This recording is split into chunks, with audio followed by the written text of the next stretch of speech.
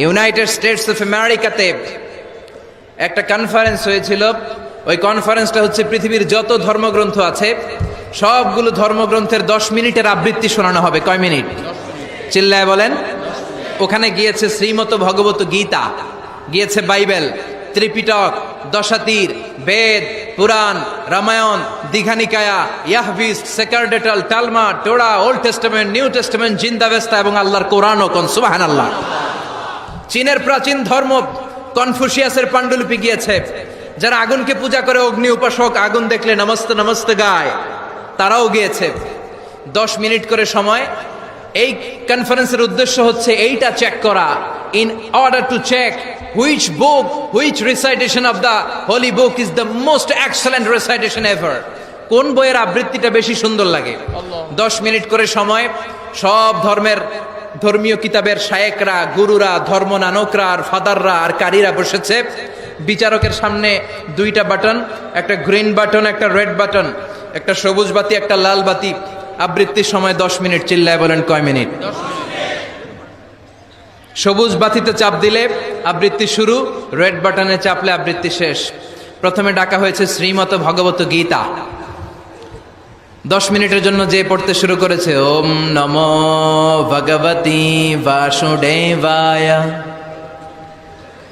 10 minute পড়েছে। পড়ার পরে বিচারক রেড বাটনে প্রেস করেছে, সময় শেষ, নেমে গিয়েছে। এরপরে ডাকা হয়েছে ত্রিপিটক, বিনয় পিটক, শাম পিটক, অভিধর্ম পিটক মিলে 3টা পিটক। এটা বৌদ্ধ ভাইদের কিতাব। এরা বলে ওম শান্তি, ওম শান্তি। আসলে মিয়ানমারে ওরা যা করছে ওদের বলা দরকার ওম অশান্তি, ওম অশান্তি। ওরা বুদ্ধাং শরণং গচ্ছামি, ধাম্মাং শরণং গচ্ছামি পড়তে পড়তে 10 মিনিট শেষ, চলে গেল। এরপরে ডাকা হলো দশাতীর, দশাতীরের ওরাও পড়লো। এরপরে ডাকা হলো গ্রন্থ সাহেব, পড়লো। জিন্দাবেস্তা পড়লো 10 মিনিট। এরপরে ডাকা হলো ভ্যাটিকান সিটির পোপকে। গত মাসে পোপ আসছিল না? এই পোপের আগের পোপ, তাকে ডাকা হলো to recite the Holi Bible for 10 minutes. 10 মিনিটের জন্য বাইবেল পড়তে আসেন। উনি এসে ওনাদের বাইবেল পড়ে গেল 10 মিনিটের জন্য। ওনার বাড়ি হচ্ছে ভ্যাটিকান সিটিতে, ইটালির রোমের মাঝখানে স্বায়ত্তশাসিত একটা আলাদা দেশ আছে। ওইখানে শুধু পোপরা থাকে, যারা বিয়ে টিয়ে না করে, খ্রিস্টানদের ফাদার, প্রোটেস্টান্ট, অর্থোডক্স আর রোমান ক্যাথলিক, ওরা সেইখানে রাজ্য স্থাপন করেছে। গোটা বিশ্বের খ্রিস্ট ধর্মকে তারা চালায়।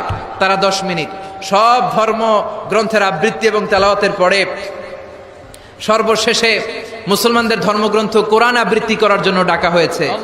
এসেছে মিশরের কারি Abdul Basit ibn Abdus Samad. যারা ওনার তেলাওয়াত শুনেছেন দেখবেন উনি তেলাওয়াত করে আবার সময় নেয়, আধা মিনিট শ্বাস নেয়, আবার লম্বা দম নিয়ে তাল লয় নিয়ে টান দেয়, আবার পিছন থেকে টান দেয়। তাকে ডাকা হলো now the representative of Muslim community Abdul Basit ibn Abdus Samad will now recite the holy book Quran for 10 minutes. মিশর থেকে আসা মুসলিম জাতির প্রতিনিধি তাদের ধর্মগ্রন্থ কোরআন নিয়ে এবার 10 মিনিট তেলাওয়াত করবে। কয় মিনিট? 10 মিনিট। উনি দাড়ি রাখেন না, ক্লিন শেভ, পাতলা একটা চাদর আর জুব্বা পরে চলে এসেছে মাইকের সামনে। এসে আউযু বিল্লাহি মিনাশ শাইতানির রাজিম বলে টান দিয়েছে। সুবহানাল্লাহ। সময় কয় মিনিট? উনি সূরা ফাতিহা পড়তে সময় নিয়ে নিয়েছে 13 মিনিট। সুবহানাল্লাহ। শ্রীমত ভগবত গীতাওয়ালারা হাততালি দেয়, সময় শেষ, কোরআন গেছে। কিন্তু কি আজীব তামাশা, বিচারক তো লালবাতি চাপে না। বিচারককে লালবাতি চাপার বিষয়টা ভুলিয়ে দিয়েছে কে? কেউ যেটা পারে না সেটা পারে কে? আব্দুল বাসিত কয় এই তো সুযোগ পাইছি আমি। বিচারক যেহেতু লালবাতি চাপে না, আমি আরেকটা সূরা ধরি। উনি কোরআনের সবচেয়ে সুন্দর সূরা আর রহমান তেলাওয়াত শুরু করলেন। উনি উনার গলায় আল্লাহ যত সুর দিয়েছিলেন সব সুর, দরদ, আদর ঢেলে দিয়ে সুরের ঝংকার তুলে পুরো কনফারেন্সকে মাতিয়ে দিলেন। 15 মিনিট হয়ে যায়, বিচারক লালবাতি চাপে না। 20 মিনিট, 25 মিনিট, 30 মিনিট হয়ে যায়, লালবাতি চাপে না। এদিকে অর্গানাইজিং কমিটির প্রধান চেয়ার থেকে উঠে এসে বিচারকের গায়ে ধাক্কা দিয়ে বলে, এই man, what's the hell are you doing here? What's wrong with you? Why aren't you pressing the red button? লাল বাতি চাপোস না কেন? ওরে ধাক্কা দেওয়ার পরে বিচারক ভূত দেখার মতো চমকে উঠছে। কি? হ্যাঁ, লাল বাতি।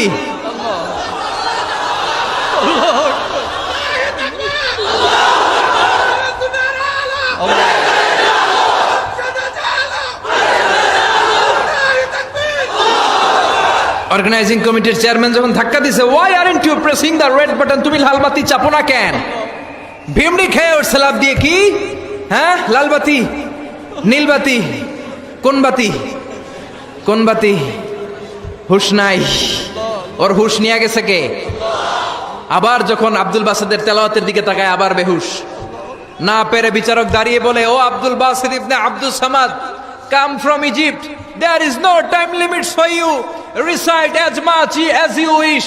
ও আব্দুল বাসেদ, আজকের এই প্রতিযোগিতায় তোর জন্য তেলাওয়াতের কোনো সময় নাই, তোর যত মনে চায় তুই পড়ে যা।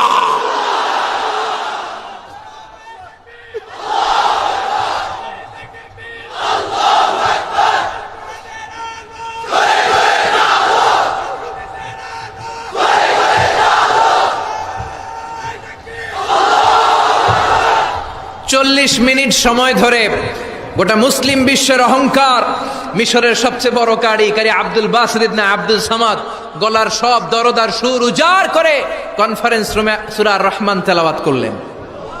কনফারেন্স শেষ হলো, ওই বিচারকের বিরুদ্ধে মামলা হলো তিনটা। কয়টা? যেহেতু আন্তর্জাতিক কম্পিটিশন, আন্তর্জাতিক আদালতে মামলা, সুইজারল্যান্ডের দি হেগে মামলা। হ্যান্ডকাফ পরিয়ে বিচারককে নেওয়া হয়েছে। মাননীয় আদালত বলে, why made you partiality between the books? You have given to Bible 10 minutes, you have given to Srimad Bhagavad Gita 10 minutes, you have given to Tripitaka 10 minutes, why have you given extra 30 minutes for Quran? সব ধর্মগ্রন্থরে 10 minute দেওয়ার কথা, বাইবেলরে দিলি 10, শ্রীমত ভগবত গীতারে দিলি 10, ত্রিপিটকরে 10, কোরআনরে অতিরিক্ত 30 minute, মানে আগের 10 আর 30 মিলে 40 minute দিলি কেন? বিচারক বলে, অনারেবল জাজ, I have a humble question to you. মাননীয় আদালত, আমার একটা বিনয়ের প্রশ্ন আছে। আদালত তো টাসকি খেয়ে গেছে, কিরে আমার এবার প্রশ্ন করে কেন? বিচারক বলে, আমার প্রশ্ন হচ্ছে, বিচারক তো আমি নিজে হই নাই, জাজ তো আমারে আপনারাই বানাইছেন। আমি তো ওদেরকে 10 মিনিট দিছি, ঠিক কি না?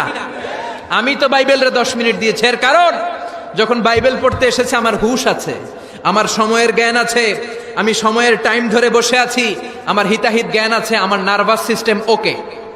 10 মিনিট শেষ, আমি রেড বাটনে চেপেছি, উনি নেমে গিয়েছে, বাইবেলকে ডেকেছি, বাইবেল শেষ, শ্রীমত ভাগবত গীতাকে ডেকেছি, গীতা শেষ, ত্রিপিটককে ডেকেছি।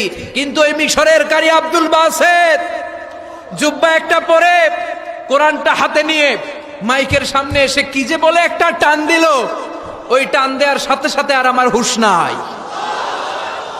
আমি কি সাগরের উপর, নাকি মহাশূন্যে, নাকি জমিনের অতল গহ্বরে? আমি কোথায় বসে আছি, আমি কোথায় দাঁড়িয়ে আছি, আমি নিজেই জানি না।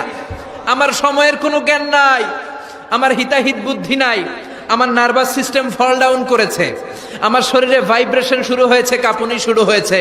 মাননীয় আদালত, যখন একটা মানুষের হিতাহিত জ্ঞান থাকে না, যখন একটা মানুষের সময়ে কোনো বিবেক বুদ্ধি থাকে না, যখন কারো নার্ভাস সিস্টেম ফল ডাউন করে, কি এক মন্ত্র সে পড়তে শুরু করলো, আমার হুঁশ সে কেড়ে নিল, আমি কিছুই বুঝতে পারছি না। যখন আমি আমার সাথে নাই, যখন আমার হুঁশ নাই, যখন আমার নার্ভাস সিস্টেম ফল ডাউন করেছে, এরকম একটা পরিস্থিতিতে যখন আমি medically unfit, how can I press the red button? You answer me. কেমন করে আমি লাল বাতি চাপবো তুমি বলো? প্রিয় ভাইয়েরা, আপনারা যারা আইন নিয়ে পড়াশোনা করেন তারা জানেন, কেউ যদি মেডিকেলি আনফিট থাকে তার কোনো বিচার হয় না, ঠিক কিনা? পাগল খুন করলেও বিচার নাই, ঠিক কিনা? সে কোরআনকে অতিরিক্ত সম্মান দেওয়ার কারণে সর্বশেষে এই বিচারকের কোনো বিচারই হয় নাই।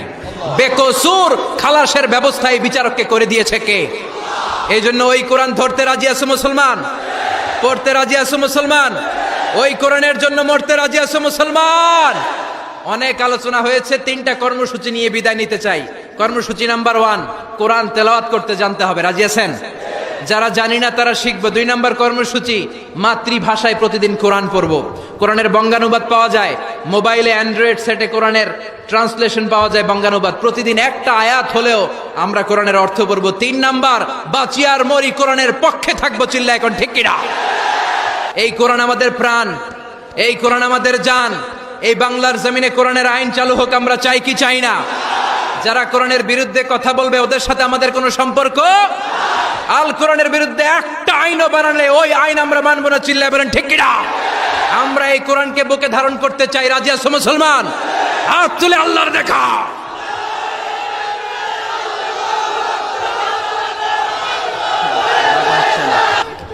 আল্লাহ আমাদের সবাইকে কথাগুলো বুঝার ও আমল করার তৌফিক দান করুক, আমরা বলি আমিন। ওয়া আখিরু দাওয়ানা আলহামদুলিল্লাহি রাব্বিল আলামিন।